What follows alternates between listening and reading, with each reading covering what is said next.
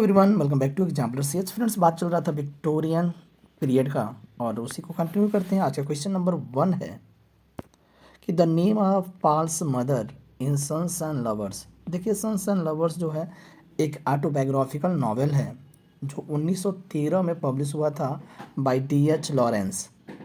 ठीक है फ्रेंड्स, और आपको बता दें यह एक ओडिपस कॉम्प्लेक्स, जो ओडिपस कॉम्प्लेक्स आप जानते होंगे, जो एक साइकोलॉजिकल टर्म है ओडिपस कॉम्प्लेक्स पर बेस्ड है। ठीक है फ्रेंड, और कह रहा है कि the name of the Paul's mother, तो पॉल्स की जो माँ थी वो गर्ट्रूड मॉरल थी। ठीक है, ध्यान रखिएगा। Who is the author of historical romances, तो हिस्टोरिकल रोमांसेस की बात करते हैं तो वाल्टर स्कॉट हैं, और वाल्टर स्कॉट जो है बेवर्ली नॉवेल्स के लिए जाने जाते हैं, जिसमें बेवर्ली नॉवेल्स की अगर बात करते हैं तो 2 डजन जो है नॉवेल्स इंक्लूड हैं इसमें। ठीक है, और बात करते हैं वाल्टर स्कॉट के बारे में तो 1771 में यानी 1771 में पैदा हुए थे और 1832 में इनका डेथ हुआ था। वाल्टर स्कॉट जो वेवलरी नॉवेल्स के लिए जाने जाते हैं। नेक्स्ट है who is as the queen of crime. अगर देख लीजिएगा इंग्लिश लिटरेचर में अगर पूछता है द क्वीन ऑफ क्राइम तो अगाथा क्रिस्टी का नाम आता है, और एक इंग्लिश राइटर हैं। इनका जन्म 1890 में हुआ था और 1976 में इनका डेथ हो गया था फ्रेंड्स। और यह इनके जो 66 डिटेक्टिव नॉवेल हैं इनके लिए जानी जाती हैं, और इन्हें द क्वीन ऑफ क्राइम के नाम से जाना जाता है। The expression Victorian compromise is first used by GK. Chesterton. और बात करते हैं जी.के. चेस्टरटन जो हैं 1874 में पैदा हुए थे और 1936 में इनका डेथ हुआ था। विक्टोरियन कंप्रोमाइज जो शब्द है वो पहली बार इन्होंने यूज़ किया था। Which novel by Dickens attacked the new poor law of 1834 in the opening chapters? तो कह रहे किस नॉवेल का जो है विच नॉवेल आप किस नॉवेल बोल सकते हैं कि कौन सा ऐसा नॉवेल है जिसमें डिकेंस ने अटैक किया है। ठीक है, न्यू पुअर लॉ ऑफ 1834। तो कह रहा है कि ओलिवर ट्विस्ट जो है, ओलिवर ट्विस्ट जो वो नॉवेल है उसकी यही बात कर रहा है। ये आया था 1837 में पब्लिश हुआ था, कई वॉल्यूम में पब्लिश हुआ है, ध्यान रखिएगा। 18 जो ओलिवर ट्विस्ट है ना 1837 से लेकर के 1839 तक यह कई वॉल्यूम में पब्लिश हुआ था। ठीक है, और ये चार्ल्स डिकेंस का सेकेंड नॉवेल है फ्रेंड्स, चार्ल्स डिकेंस का सेकेंड नॉवेल है, ध्यान रखिएगा। Queen Victoria's reign after whom the Victorian period is named span. तो कह रहा है कि अगर विक्टोरियन का जो शासनकाल था उसकी बात बता रहा है कि वो 1837 से लेकर के 1901 के बीच में था। ठीक है, आगे कह रहा है कि snake is a poem by D.H.. Lawrence, और डी.एच. लॉरेंस का एक पोएम है स्नेक जो 1920 में लिखा गया था, 1920 में लिखा गया था। ये एक नैरेटिव पोएम है। ठीक है, I am that I am from the sun and people are not my major. तो ये कह रहा है कि ये जो लाइन है I am that I am from the sun and people are not my major, this lines from D H. Lawrence poem. तो कह रहा है कि एरिस्टोक्रेसी ऑफ द सन जो पोएम है उससे यह लाइन लिया गया है, I am that I am from the sun and people are not my major. आगे बता रहा है कि which of D H. Lawrence novel is banned on grounds of obscenity. Obscenity में अश्लीलता के तौर पे देखा जाता है, इसे बैन किया गया था, और तो वो है लेडी चैटरलीज लवर्स। ठीक है, यह एक नॉवेल है लेडी चैटरलीज लवर, और इसके बारे में बता दें कि फ्रेंड्स यह प्राइवेटली इटली में 1928 में पब्लिश हुआ था। कहाँ? इटली में। ठीक है, लेकिन 1929 में, 28 में तो इटली में हुआ था और 1929 में फ्रांस में पब्लिश हुआ था फ्रेंड्स, ध्यान रखिएगा, फ्रांस में। आगे बढ़ रहे हैं, कह रहा है कि which work by George Gissing centres around marriage. George Gissing की बात कर रहा है, सेंटर्स में केंद्रित करते हैं अराउंड द मैरिज में मैरिज को, class and financial stability, subsumes love and affection under the weight of practical difficulties.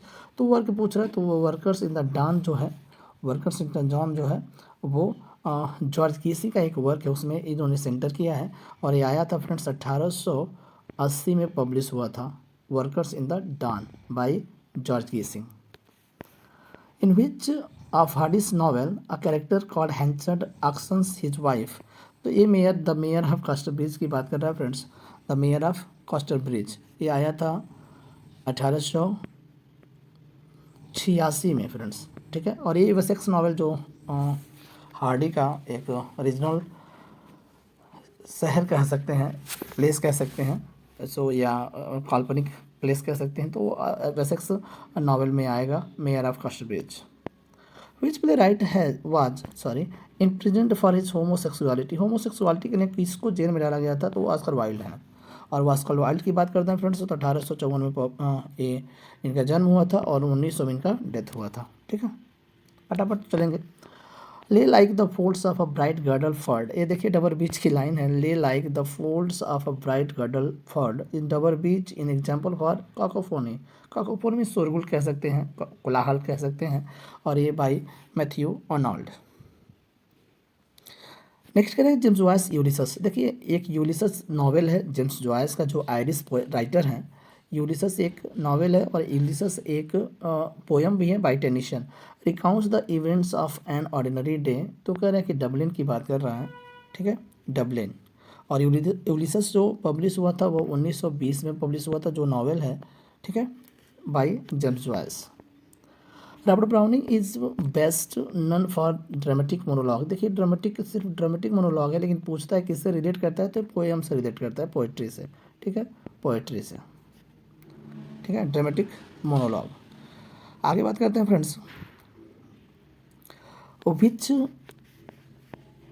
Which character is Hardee's the mayor of कास्टरब्रिज sales his wife. तो हेंचर्ड जो है की बात करता है, जो अपनी बीवी को क्या करता है, बेच देता है। और आपको बता दें जो मेयर ऑफ कास्टरब्रिज आया था वो 1886 में आया था, थॉमस हार्डी का। Weena is character in H G. Wells novel, जो बीना है ये कैरेक्टर है एच.जी. वेल्स का नॉवेल द टाइम मशीन में। और द टाइम मशीन जो आया था वो 1895 में आया था, पब्लिश हुआ था। Shooting an elephant is an essay, George Orwell का है, शूटिंग एन एसे। ठीक है, और जॉर्ज ऑरवेल की बात करते हैं कि फ्रेंड्स 1903 में पैदा हुए थे और 1950 में उनका डेथ हुआ था, ध्यान रखिएगा। और शूटिंग एन एलिफेंट जो है ये उनका पब्लिकेशन डेट अगर इसका देखा जाए तो 1936 है। ठीक है, 1936। आगे कह रहा है कि which was Charles Dickens first novel, the Pickwick paper से है चार्ल्स डिकेंस का पहला नावल, जिन्हें हम बॉज के नाम से जानते हैं, इनका जो निकनेम है बॉज है। ठीक है, पिकविक पेपर, और ये 1836 में आया था, ये भी ध्यान रखने की बात है। For which newspaper Charles Dickens reported parliamentary debates, तो कह रहा है कि कौन सा न्यूज़पेपर था, तो न्यूज़पेपर था मिरर ऑफ पार्लियामेंट, ध्यान रखिएगा। What motivate Tess to speak to Angel about her past, तो कह रहा है कि Angel admits his sin to the Tess. तो एंजल क्लियर था, वो आपको पता है कि टेस को सिड्यूस कर दिया था और बाद में वो एडमिट कर लेता अपने पापों को, वही चीज़ पूछ रहा है। थॉमस हार्डी का टेस डी अल्बर्ट जो है वो इसका एक नॉवेल है, एंजल क्लियर और टेस, जो टेस को सिड्यूस कर लेता है बाला फुसला करके। Who made the statement poetry is criticism of life under the condition fix the such a criticism by laws of poetic truth and poetry beauty. तो मैथ्यू अर्नोल्ड का एक द्वारा ये दिया गया पोएट्री का डिफिनीसन है। ठीक है, ध्यान रखिएगा। Tennyson succeeded home as poet laureate ने, तो 1850 में टेनिसन ने पोएट लॉरेट को पाया था, और मरने के बाद विलियम वर्ड्सवर्थ के मरने के बाद। ठीक है, और विलियम वर्ड्सवर्थ की बात करते हैं तो 1843 से लेकर के 1850 के बीच में रहे हैं विलियम वर्ड्सवर्थ, और 1850 से लेकर के और 1892 तक रहे हैं टेनिसन। ठीक है, Tennyson's poem in memoriam was written in memory of, तो ये एच हल्लम है, तो आपको बता दें आर्थर हेनरी हल्लम के याद में यह लिखा गया था, एक एलजी है, ये भी ध्यान रखने की बात है। इनका डेथ जो हुआ था 1833 में हुआ था, वियना में हुआ था, 22 साल की उम्र में। ठीक है, आगे कह रहे हैं कि what is the name of Tess Elizabeth child is Hardy's novel. Hardy का जो नॉवेल है टेस डी अल्बर्विल, उस टेस के एलिजबेथ जो एलेक के द्वारा जो पैदा हुआ था बच्चा, उसका नाम सारू रखा गया था, इंपॉर्टेंट है। Which revolution dominates a tale of two cities, तो कह रहे हैं कि कौन सा रिवॉल्यूशन है, तो रिवॉल्यूशन जो डोमिनेट किया है तो वो है फ्रेंच रिवॉल्यूशन, वो है 1889। और टू टेल ऑफ सिटीज़ की बात करते हैं तो चार्ल्स डिकेंस का एक नॉवेल है, और इसमें लंदन और पेरिस शहरों की बात किया गया है। ठीक है ना। Who invented the term spring rhythm, तो स्प्रिंग रिदम जो है हॉपकिंस के द्वारा इन्वेंटेड किया गया है। To mention in the poem lady of Shalott by the Tennyson, तो टाउन की बात कर रहा है द टाउन, तो कैमलॉट जो टाउन है ध्यान रखिएगा, और लेडी ऑफ सैलॉट जो आया था वो 1833 में आया था। Who is known as the master of dramatic monologue, तो ड्रामेटिक मोनोलॉग की अगर बात करते हैं तो रॉबर्ट ब्राउनिंग ही होंगे, और यह पोएम से रिलेट करता है। Who wrote the following about Shakespeare, other abide और क्वेश्चंस द वर्ड, तो इंपॉर्टेंट है, आर्नोल्ड के द्वारा बोला गया है, ठीक है, विलियम शेक्सपियर के बारे में।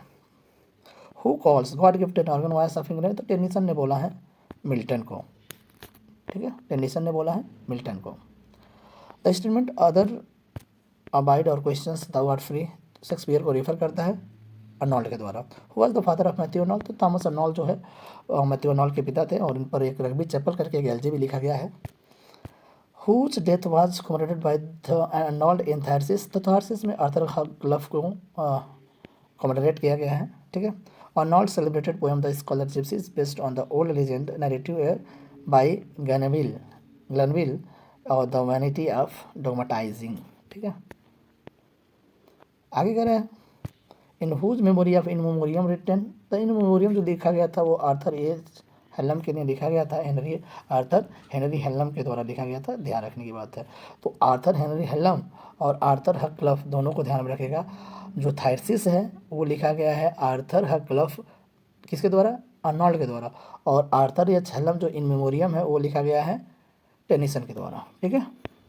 Which poem of Tennyson contains the following lines सुनिए। It all experience is an arc with a low glimpse to the untravelled world whose margin fades forever and forever when I move। यूलिसस है, और यूलिसस का जो आपको बता दें यह एक पोएम है और 1833 में लिखा गया है और पब्लिश हुआ है 1842 में, Ulysses by Tennyson. Who is the author of the poem Shakespeare, और आपको बता दें शेक्सपियर का जो पोएट है वो मैथ्यू अर्नोल्ड है, उन्होंने शेक्सपियर में पोएम लिखा है और ये लिखा है 1840 में और ये पब्लिश हुआ था 49 में, ठीक है। Who has been regarded as the representative Victorian novelist, देखिए विक्टोरियन रिप्रेजेंटेटिव विक्टोरियन नॉवलिस्ट की अगर बात करें तो चार्ल्स डिकेंस से हम पॉज के नाम से जानते हैं, इंपॉर्टेंट है। The problem play is form of drama that emerge during the 19th century, देखिए कह रहा है कि प्रॉब्लम प्ले की बात है 19वीं शताब्दी में इमर्ज हुआ था। Wider movement of the realism in art specially following the innovation of the Henrik Ibsen, ये तो हेनरिक इब्सन की बात कर रहा है। He deals with the continuous social issues through the debates between the characters and stage who typically represented the conflicting points of view in the realistic social context. तो बता रहा है कि किस प्रकार के मैटर यहाँ पे होते हैं प्रॉब्लम प्ले में, ठीक है। लगातार सोशल मैसेज को डिबेट के माध्यम से लाया जाता है स्टेज पर, ठीक है, उसे हम प्रॉब्लम प्ले बोलते हैं। Under the greenwood tree is novel by Thomas Hardy, under the green would Thomas Hardy, ठीक है। और थॉमस हार्डी की आप कुछ बातें बताते हैं, यह आया था 1872 में, और एक बता दें कि ये सॉन्ग भी है under the greenwood tree, एक शेक्सपियर का एक ड्रामा है एज यू लाइक इट, उसका एक सॉन्ग भी है, ठीक है, ध्यान रखिएगा under the greenwood tree, और एक नावल भी है थॉमस हार्डी का। I am asked to write my reminiscence of a famous novelist about whom does the author समरस्ट मॉगम says this context novel cake and oil. एक समरस्ट मॉगम ने अपने novel में cake and oil में कहा है कि I am asked to write my references of the famous novelist, तो famous novelist Thomas Hardy है। In the year 1872, a week or two before Thomas Hardy's 32nd birthday, one of the book was published which contained a professor of the writer which book, तो under the greenwood tree जो 1872 में आया था उसी की बात कर रहा है, और इसकी बर्थडे की जो बात कर रहा था वो 32nd यानी 32वां बर्थडे था अंडर द ग्रीनवुड ट्री जब पब्लिश हुआ था, ठीक है ना, 1872। आगे बोला in which book of Charles Dickens we find the character called Miss Pross, देखिए कह रहा है कि कौन सा चार्ल्स डिकेंस का जो नावल है जिसमें हम क्या पाते हैं, एक कैरेक्टर जिसका नाम मिस प्रॉन्स है पाया जाता है, तो वो टेल ऑफ टू सिटीज़ है, और जिसमें लंदन और अन्य शहरों लंदन और पेरिस शहरों की बात किया जाएगा, और ये 1859 में आया था टेल ऑफ टू सिटीज़, ठीक है friends, by Charles Dickens. Thank you, bye bye, मिलते हैं नेक्स्ट वीडियो में।